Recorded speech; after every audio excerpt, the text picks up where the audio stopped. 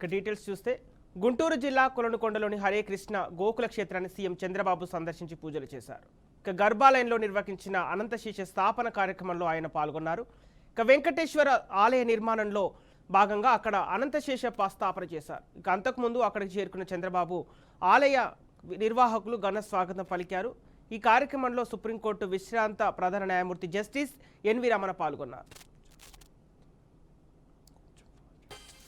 సిద్ధాంతం కోసం దేవునికి సేవ చేయాలని, ఈ దారిలో మనల్ని నడిపించాలని ఆయన ఈ కార్యక్రమాన్ని టేకప్ చేశారు. వారిని మనస్ఫూర్తిగా అభినందిస్తున్నా. ఈరోజు మీరు హరే కృష్ణ మూమెంట్లో చూస్తే ఎస్ గ్రేస్ సత్యగౌర చంద్రదాస్ గారు, ఆయన కూడా ఐఐటి. వీళ్ళందరినీ చూసినప్పుడు నాకు అనుమానం వచ్చింది. మామూలుగా కొంతమంది డివోటీస్ అందరూ కూడా చిన్నప్పటి నుంచే వస్తారు, చదువుకున్న తర్వాత ఎవరున్నారు చూస్తే ఆశ్చర్యం కలిగించే విధంగా హరే కృష్ణ మూమెంట్లో 50 మంది ఐఐటి గ్రాడ్యుయేట్స్ చేరారు. ఒక 50 మంది ఇస్కాన్ లో కూడా ఐఐటి గ్రాడ్యుయేట్స్ చేరారు.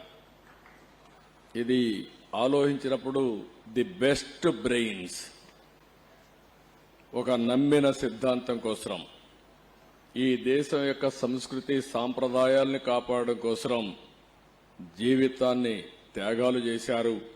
అలాంటి వారిని మరొక్కసారి మనస్ఫూర్తిగా అభినందించడం మనందరి బాధ్యత. ఈరోజు ఇక్కడికి వచ్చినప్పుడు ఇక్కడి క్షేత్రంలో హరే కృష్ణ గోకుల క్షేత్రం ఇప్పుడే అనంత శేష స్థాపన చేశాం. ఒక మంచి వెంకటేశ్వర స్వామి దేవాలయం. ఇది కూడా ఈ ప్రాంతంలోనే ఒక ప్రతిష్టాత్మకమైన నిర్మాణం జరుగుతుంది.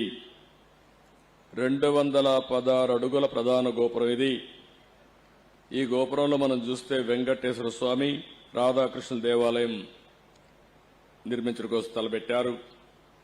150 కోట్ల రూపాయల వ్యయంతో ఈ దేవాలయాన్ని నిర్మాణం చేయబోతున్నారు.